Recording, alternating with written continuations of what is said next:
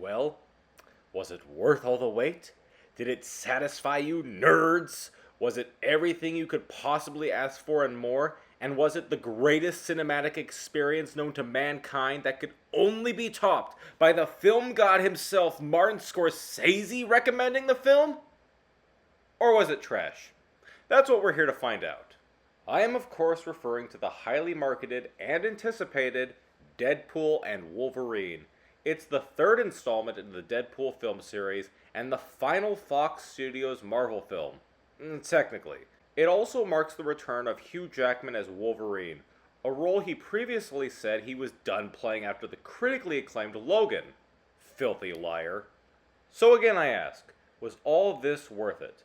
Let's first take a look at the story. I will try to be as non-spoilery as possible. Deadpool has to team up with a Wolverine from a different universe in order to save the Marvel Fox universe from being destroyed, with everyone that Deadpool loves dying as a result.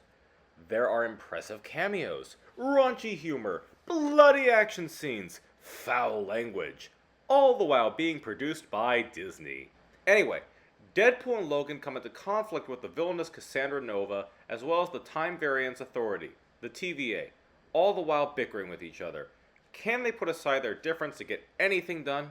I'll get to the first question. How was the film? It was good. It was a good film.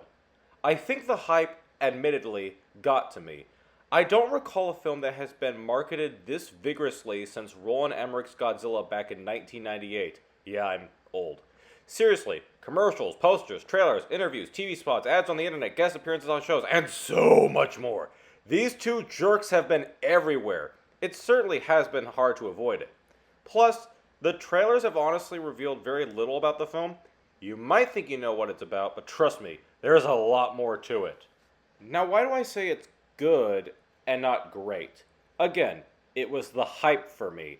With all the press and all the self-professing of being Marvel Jesus, I think I was expecting the ultimate X-Men film, or one of the top 5 greatest comic book films. And that's not fair, and that's not a fault of the film, it's a fault of my own expectations. Outside of my high expectations, there are a few legit problems with the film that I want to quickly address. I think the pacing is a little rough. Sometimes it works well, and other times I think scenes could be trimmed or possibly even deleted. There's a lot of exposition in the film, as in people explaining stuff to other characters / the audience. There's so much exposition that even Deadpool addresses it a few times. Also, I think the plot could have just had a little bit more polishing, such as working out Cassandra Nova and the TVA's motivations, because, once again, we have villains that are pretty bland. I mean, the actors give great performances, but I don't really know much about them aside from Cassandra Nova, but even she isn't as interesting as she could have been. I also worry that some people might feel like they missed something, given that the TVA, the Void, and that shadow monster Eliath all come from the show Loki on Disney+. If you haven't seen that show, you might possibly get a little confused. Then again, this is Deadpool's introduction to them instead of Loki's, so maybe you won't be confused. Deadpool even references the show. So I'll walk back on that criticism. With all my complaining and moaning, you're probably wondering why I even said that the film is good. That's because of a variety of other reasons. First off, the chemistry between Deadpool and Wolverine is so entertaining to watch.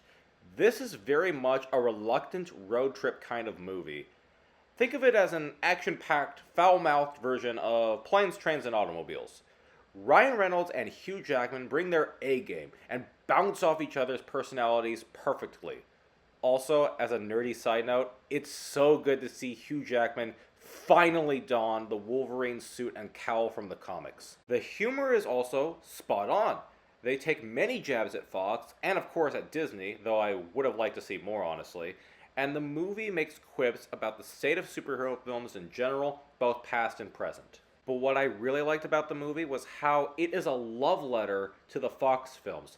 The movie has a message about the past and present, and uses the Fox Marvel films to illustrate this.